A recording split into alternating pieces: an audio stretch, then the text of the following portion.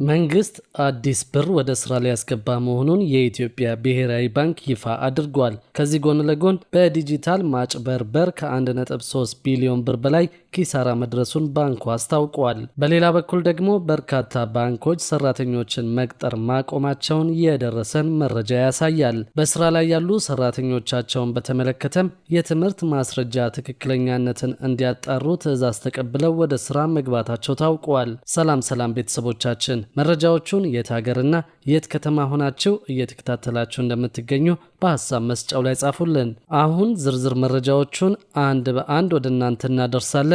እስከ መጨረሻው አብራችሁን ቆዩ።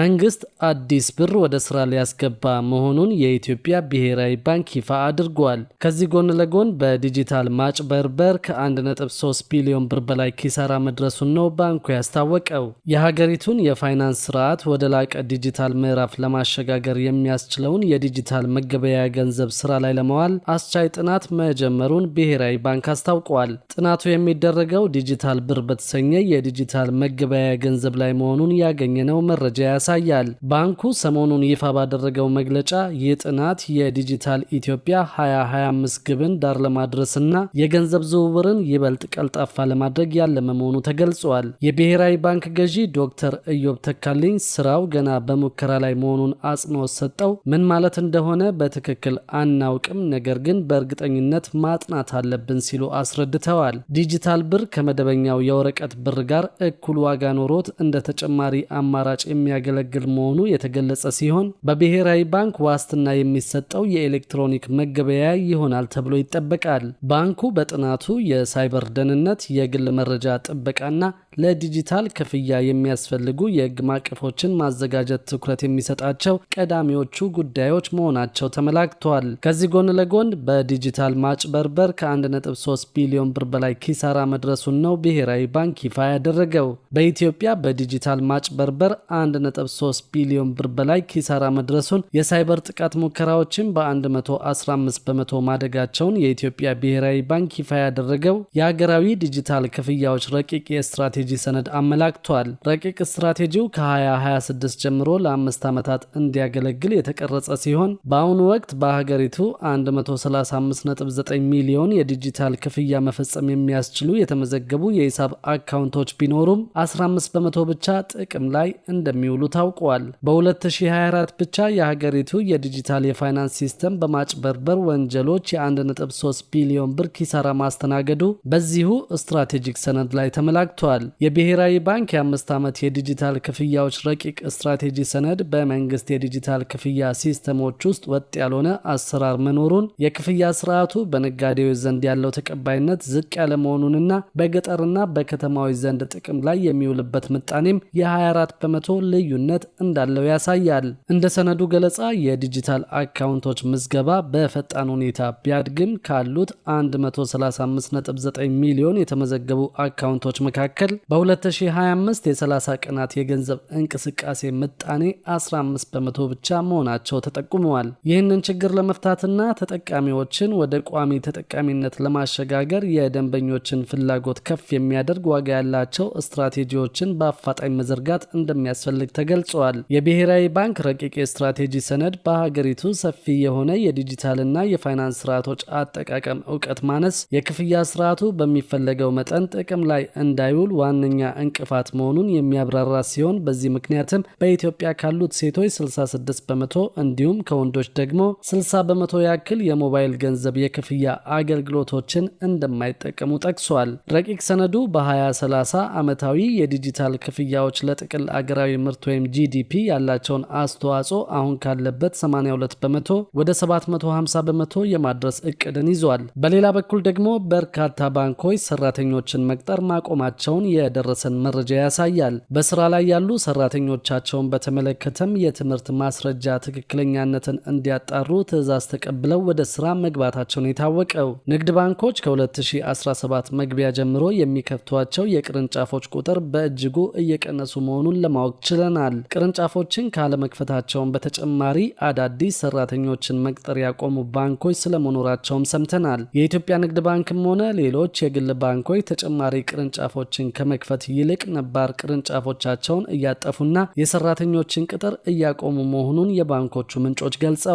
ባንኮች አዳዲስ ቅርንጫፎችን መክፈት ያቆሙት ወጪያቸውን ለመቀነስና አገልግሎታቸውን ዲጂታል ለማድረግ የያዙትን እቅድ ለማሳካት መሆኑም ታውቋል። ሁሉም ባንኮች አዳዲስ ሰራተኞችን ቅጥር እያወጡ እንዳልሆነ ምንጮቹ ገልጸው ለአብነት አቢሲኒያ ባንክን በማንሳት ባንኩ ባለፉት 2 ዓመታት አዳዲስ ሰራተኞችን ሳይቀጥር ከመቆየቱም በላይ ለቀጣዮቹ 5 ዓመታትም አዳዲስ ሰራተኞችን ላለመቅጠር እቅድ መያዙን የባንኩ ምንጮች ገልጸዋል። ከዚሁ ጎን ለጎን ደግሞ ባንኮች የሰራተኞቻቸውን የትምህርት ማስረጃ ትክክለኛነት እንዲያጣሩ ብሔራዊ ባንክ መመሪያ መስጠቱን ተከትሎ ማጣራት መጀመሩ ታውቋል። በተለያዩ የስራ መስኮች ሐሰተኛ የትምህርት ማስረጃዎች መኖራቸውን የሚያሳይ ፍንጭ መገኘቱን ተከትሎ ብሔራዊ ባንክ የሀገሪቱ ባንኮች ውስጥ ያሉ ሰራተኞች የትምህርት ማስረጃቸው ላይ ማጣራት እንዲደረግ አዟል። ባንኮች የእያንዳንዱን ሰራተኞቻቸውን ከመጀመሪያ ዲግሪ በፊት ያለው የትምህርት ማስረጃ እንዲመረምሩና ከሚመለከተው የመንግስት አካል አረጋግጠው እንዲያቀርቡ የኢትዮጵያ ብሔራዊ ባንክ መመሪያ መስጠቱ ታውቋል። በመመሪያው መሰረት እያንዳንዱ ሰራተኛ የዲግሪ ትምህርቱን ከመጀመሩ በፊት ያለውን የትምህርት ማስረጃ ማረጋገጫ ማቅረብ እንዳለበት ተጠቅሷል። ባንኮች ሰራተኞቻቸውን ወደ ዲግሪ ትምህርት የተሸጋገሩበትን የ12ኛ ክፍል ሰርተፊኬት ወይም ዲፕሎማ ደረጃ 4 አረጋግጠው ማቅረብ ይጠበቅባቸዋል ተብሏል። የ12ኛ ክፍል ማለፊያ ነጥብ አስመዝግበው በቀጥታ ወደ ዲግሪ ትምህርት የገቡ የባንክ ሰራተኞች ከኢትዮጵያ የትምህርት ምዘናና ፈተናዎች አገልግሎት ማረጋገጫ እንዲያቀርቡ ተጠይቀዋል። ሰራተኞች የሚያቀርቡት የ12ኛ ክፍል የትምህርት ማስረጃ ማረጋገጫ ከአገልግሎቱ ለማግኘት በአካል ወይም በዲጂታል አማራጭ በተዘጋጀው ድረገጽ መጠቀም እንደሚችሉ ታውቋል። በዲፕሎማ ደረጃ 4 የትምህርት ማስረጃ ዲግሪ የተማሩ ሰራተኞችን በተመሳሳይ ከሚመለከታቸው የክልልና የከተማ አስተዳደር ተቋማት ማረጋገጫ ማቅረብ እንደሚጠበቅባቸው ነው የታወቀው። ሰራተኞች ለዲግሪ ትምህርት መግቢያ ያስመዘገቡት የዲፕሎማ ማስረጃ ትክክለኛነት የሚረጋገጠው ማስረጃው ከተገኘበት ክልል የቴክኒክና የሙያ ኤጀንሲና ከተማ አስተዳደሮች የስራና ስልጠና ቢሮዎች መሆኑ ታውቋል። ባንኮች ይህንኑ የብሔራዊ ባንክ መመሪያ ለሰራተኞቻቸው ማሳወቃቸውንም ሰምተናል። ብሔራዊ ባንክ መመሪያውን ከማውረዱ በፊት አንዳንድ ባንኮች በራሳቸው ተነሳሽነት የሰራተኞቻቸውን የትምህርት ማስረጃ የማረጋገጥ ሙከራ ሲያደርጉ መቆየታቸው ታውቋል። ይሁን እንጂ የትምህርት ማስረጃ ማረጋገጥ አሰራራቸው ከመሰረቱ ሐሰተኛ ባለዲግሪዎችን ለመለየት አያስችልም የሚል ትችት ሲሰነዘርበት ቆይቷል። የግል ከፍተኛ ትምህርት ተቋማት የቁጥጥርና ክትትል አሰራሩ የፈጠረውን ክፍተት ተጠቅመው በዲግሪ ወረቀት ሽያጭ ላይ ተሰማርተው እንደነበር ትምህርት ሚኒስቴር መግለጹ የሚታወስ ነው። በዚሁ ምክንያትም የትምህርትና ስልጠና ባለስልጣን የግል ከፍተኛ ትምህርት ተቋማት በራሳቸው የዲግሪ ወረቀት አትመው መስጠት እንዳይችሉ አግዷቸዋል። ባለስልጣኑ በግል ከፍተኛ ትምህርት ተቋማት ላይ ባደረገው ማጣራት በ10 ዓመት ካስመረቁት 1.1 ሚሊዮን ተማሪዎች መካከል ከ100 ሺህ በላይ ሐሰተኛ የትምህርት ማስረጃ ያስመዘገቡ መሆናቸውን እንደደረሰበት መግለጹ የሚታወስ ነው። ሐሰተኛ የትምህርት ማስረጃ ከተገኘባቸው ግለሰቦች መካከል ከፌዴራል እስከ ክልል የመንግስት ከፍተኛ አመራሮች ይገኙበታል ተብሏል። በሌላ በኩል ደግሞ በኮሪደር ልማት ምክንያት በየከተሞቹ ሰፋፊ የሚባል ቦታ እንደሚፈርስ ይፋ ተደርጓል።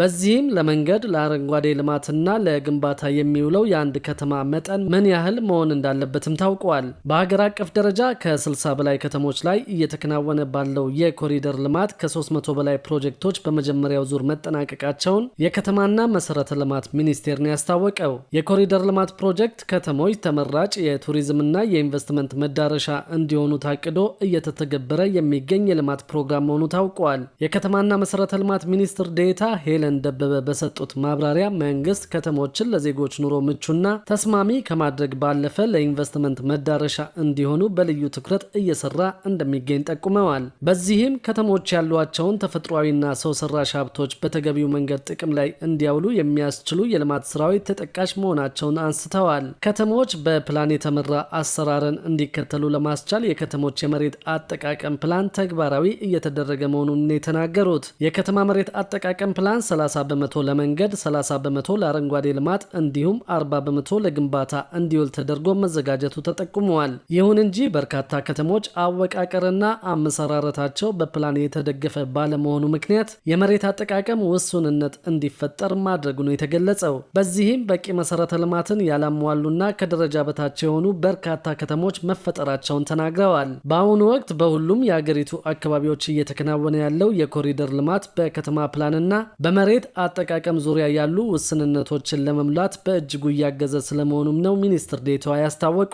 የከተሞች ልማት መሰረታዊ ለውጥ እንዲያመጡ በማድረግ በኩል የኮሪደር ልማቱ ምቹ ሁኔታን እንደፈጠረም ተናግረዋል። እንዲሁም አረንጓዴ ስፍራዎችን ለማስጠበቅ ያላግባብ ታጥረው የቆዩ መሬቶች ጥቅም ላይ እንዲውሉ አስቻይ ሁኔታን መፍጠሩን የተናገሩት። በመሆኑም የዜጎችን ፍትሐዊ ተጠቃሚነት ከማረጋገጥ ባሻገር ዘመናዊና ተወዳዳሪ ከተሞችን ለመገንባት የኮሪደር ልማቱ ትልቅ መነቃቃት መፍጠሩን ጠቅሰዋል። በአሁኑ ወቅት የኮሪደር ልማት ስራዎች በሁሉም ክልሎች ባሉ 60 ከተሞች ተግባራዊ እየተደረገ መሆኑን የተናገሩት። ከነዚህ ውስጥ ከ30 በላይ ከተሞች የመጀመሪያውን ዙር አጠናቀው ወደ ሁለተኛው ዙር መሸጋገራቸውን ገልጸው ለስኬታማነቱ ሚኒስቴር መስሪያ ቤቱ አስፈላጊውን ድጋፍና ክትትል እያደረገ መሆኑን አስታውቀዋል። በዚህም ከ300 በላይ ፕሮጀክቶች ሙሉ በሙሉ ተጠናቀው አገልግሎት መጀመራቸውን ጠቁመው የፕሮጀክቱ አካል የሆኑና ለተለያዩ አገልግሎቶች የሚውሉ ከ500 ኪሎ ሜትር በላይ የመንገድ ግንባታዎች መካተታቸውን ተናግረዋል። ከዚህ ጋር በተያያዘ የሚካሄደውን የቤቶች ፈረሳ በመቃወም አምነስቲ ኢንተርናሽናል መንግስት የሚያካሄደውን የኮሪደር ልማት እንዲያቋርጥ በቅርቡ መጠየቁ ይታወሳል።